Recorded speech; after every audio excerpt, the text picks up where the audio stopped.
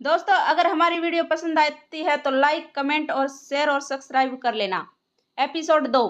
तभी दादाजी बोले, सोमनाथ, पिछली बातों को भूल जाओ। हम आज से एक नई शुरुआत करते हैं। तुम्हारी बेटी को हम राजकुमारी बनाकर रखेंगे और उम्मीद करते हैं कि तुम भी इस रिश्ते को ईमानदारी से निभाओ।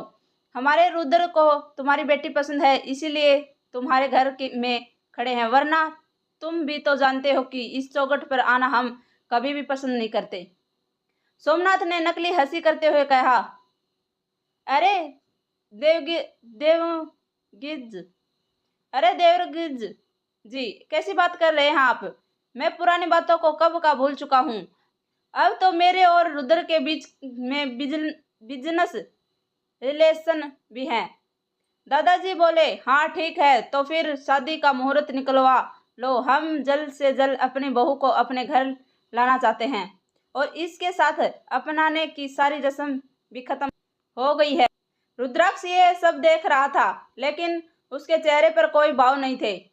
उसने मन ही मन कहा, सोमनाथ राठौड़, अब मैं तुम्हें बताऊंगा कि दर्द क्या होता है। मैं तुम्हारी बेटी का इतना तड़पाऊंगा कि तुम सोच भी नहीं सकते। फिर वही खुद आकर तुमसे कहेगी, मुझे मार दो पापा।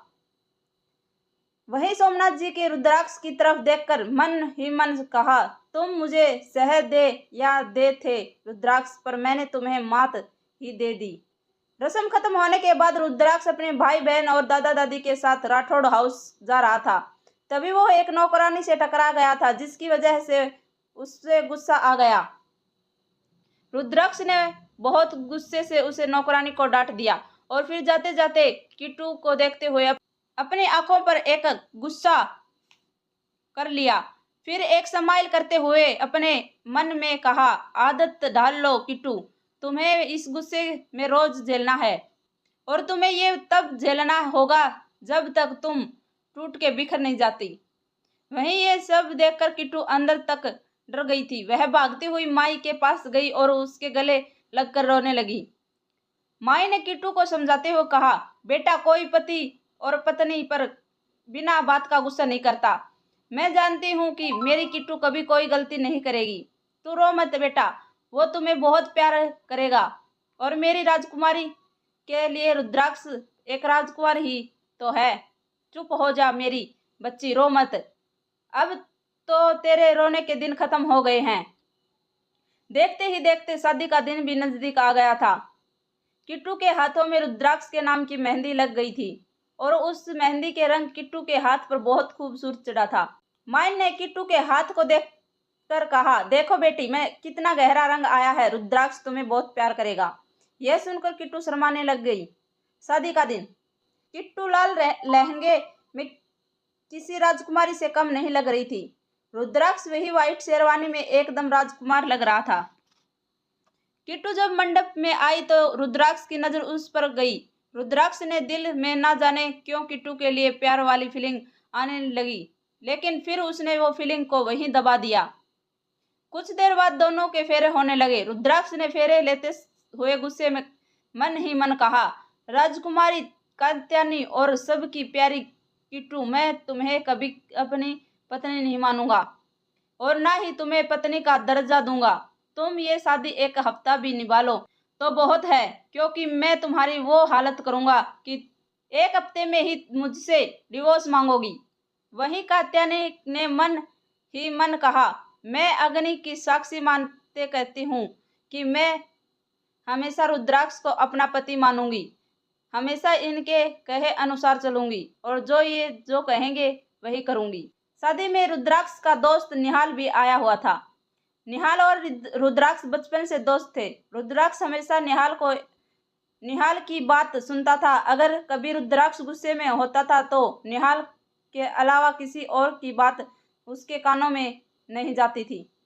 रुद्राक्ष निहाल को अपना बहुत अच्छा दोस्त मानता था और निहाल भी रुद्राक्ष को अपने भाई जैसा मानता था। निहाल रुद्राक्ष के लिए कुछ भी कर सकता है।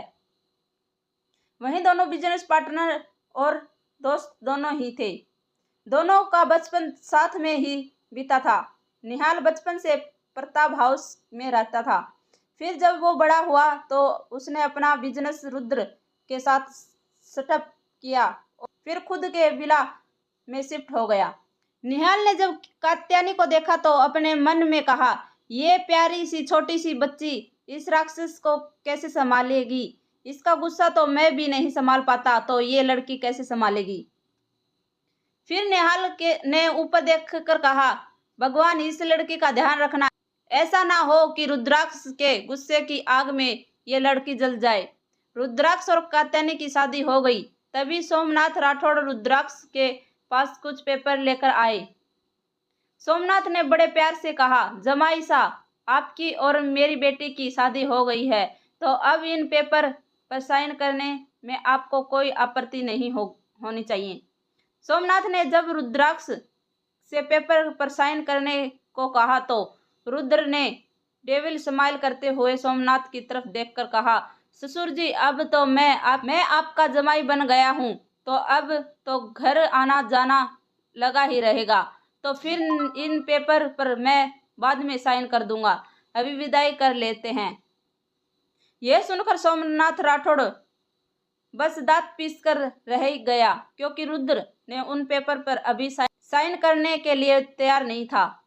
रुद्र ने और राठौड़ की कंपनी ने मिलकर एक साथ एक कॉन्ट्रैक्ट लिया था। राठौड़ जल्द से जल्द वह कॉन्ट्रैक्ट स्टार्ट करना चाहता था, लेकिन रुद्राक्ष उसे बार बार टाल रहा था, जिसकी वजह से राठौड़ की कंपनी को काफी नुकसान हो सकता था। लेकिन रुद्र की कंपनी को कोई खास नुकसान नहीं हो रहा था, इसलिए रुद्र उस पूरा करने की बिल्कुल भी जल्दबाजी नहीं कर रहा था। उस कॉन्ट्रैक्ट के चलते ही रुद्र ने सोमनाथ राठौड़ से उसकी बेटी का हाथ मांगा था, और अब शादी होने के बाद वो उस कॉन्ट्रैक्ट पर साइन करने के लिए तैयार नहीं था। और जब तक रुद्र के साइन नहीं होंगे तब तक वह कॉन्ट्रैक्ट स्टार्ट नहीं किया जा सकता। वहीं कॉन्ट्रैक्ट जितना लेट होगा, राठौड़ कंपनी को उतना ही नुकसान झेलना पड़ेगा।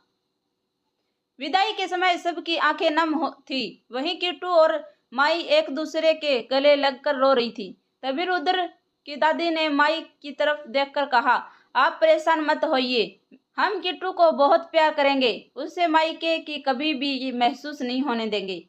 यह कहकर दादी ने किट्टू और रुद्र को लेकर विदाई लिया। फिर किट्टू फूलों की सजी हुई कार में बैठ गई और उसके साथ रुद्र भी बैठ गया।